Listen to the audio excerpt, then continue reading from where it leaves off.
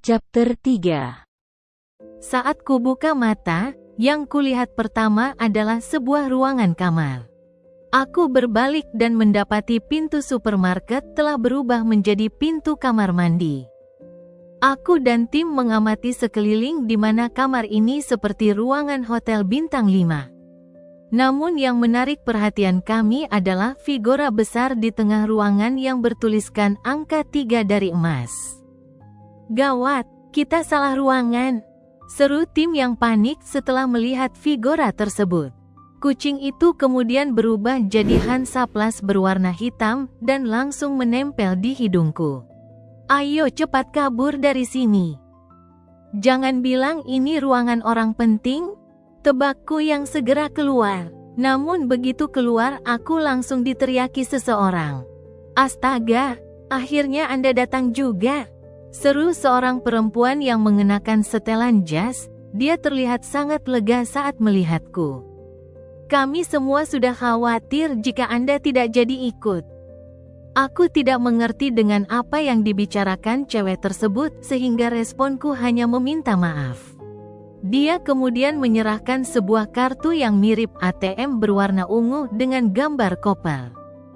Setelah itu menyuruhku untuk segera ganti baju dan akan menjemputku kembali 20 menit lagi. Dia ngapain ngasih aku ini? Tanyaku sambil memandangi cewek tadi yang telah pergi. Tim kemudian menyuruhku masuk ke kamar lagi.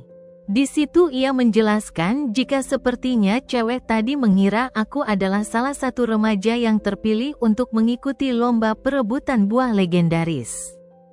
Kucing yang sekarang berubah menjadi Hansaplast itu kemudian menyuruhku untuk membanting kartu tersebut sambil mengatakan, terbuka. Setelah kulakukan apa yang diminta tim, tiba-tiba kartu tadi berubah menjadi koper.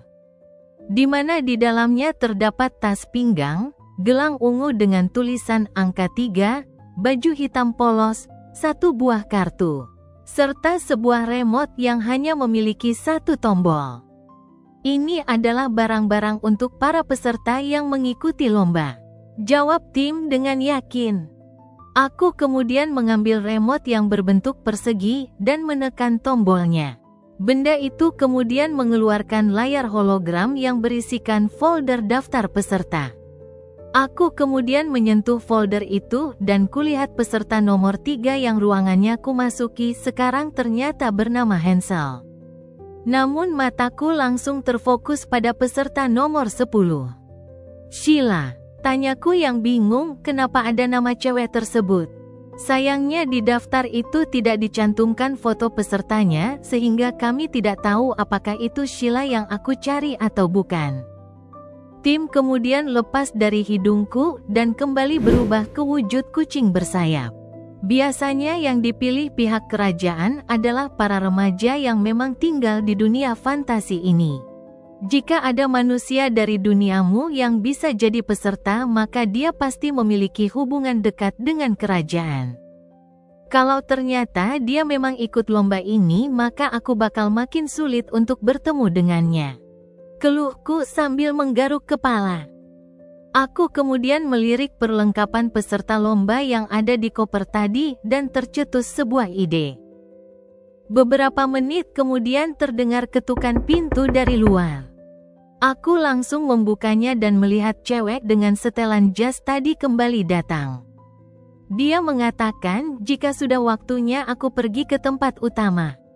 Cewek itu kemudian segera membanting kartu yang kemudian berubah menjadi keset dengan gambar pintu di tengahnya. Aku disuruh untuk berdiri di keset tersebut dan menutup mata. Cewek bersetelan jas tadi kemudian mengucapkan terima kasih kepadaku dan kurasakan terdapat hembusan angin mulai melewatiku. Tiba-tiba terdengar suara gemuruh seperti sorakan penonton di sekelilingku. Saat mataku mulai terbuka, ternyata sekarang aku berada di tengah stadion besar yang sedang dipenuhi oleh banyak orang. Aku tidak tahu secara pasti, namun dugaanku jumlah penontonnya sekitar 50.000 lebih. Saat ini yang ada di tengah stadion tidak hanya aku melainkan ke-9 peserta lain juga berada di situ. Kami bersepuluh saling melingkar dan fokusku langsung tertuju pada seorang cewek yang sedang mengikat rambutnya, di mana ternyata benar dia adalah Sheila yang kucari. Saat aku ingin memanggilnya, tiba-tiba terdengar suara kembang api dari luar stadion, diikuti sorak penonton yang semakin heboh karena sepertinya perlombaan akan dimulai. Baiklah para penonton sekalian, apakah kalian sudah siap untuk melihat perlombaan perebutan buah legendaris? Seru seseorang yang tampil di layar stadion. Dia adalah raja yang menyelenggarakan perlombaan ini, kata tim yang sekarang kembali menjadi Hansaplast.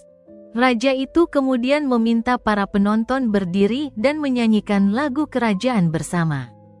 Saat itu hanya diriku saja yang tidak ikut bernyanyi, dan anehnya Sheila justru bisa menyanyikannya dengan lancar. Setelah selesai bernyanyi, sang raja menjelaskan kembali tentang konsep perlombaan dan peraturannya. Baiklah, dengan begini saya nyatakan perlombaan perebutan buah legendaris dimulai, teriak sang raja diikuti sorak penonton.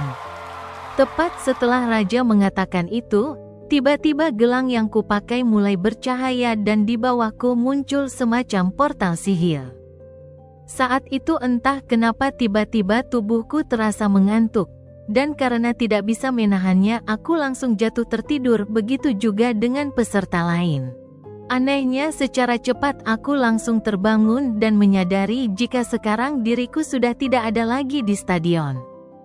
Sekarang aku berada di sebuah kota yang tidak berpenghuni di mana ini adalah arena perlombaannya. Di sini juga terdapat beberapa mobil dan bis yang tergeletak di jalanan. Aku berjalan melihat sekeliling sambil mengeluarkan sarung tangan dari tas pinggang. Tiba-tiba sebuah mobil yang letaknya agak jauh di depanku meledak dengan sendirinya. Kemudian terlihat sosok seseorang muncul melewati kobaran api dari ledakan tersebut. Hati-hati, aku dapat merasakan jika dia peserta yang kuat, seru tim memperingatkan. Kami kemudian melihat seorang perempuan yang menggunakan topi serta memegang tongkat baseball dengan tatapan tajam sedang berjalan ke arahku. Aku tersenyum kecil sambil menggunakan sarung tanganku. Jangan khawatir, dia mungkin memang kuat tapi aku jauh lebih gila.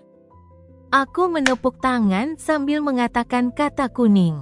Sarung tanganku kemudian berubah warna, dan terlihat ada aliran listrik yang mulai mengaliri tanganku.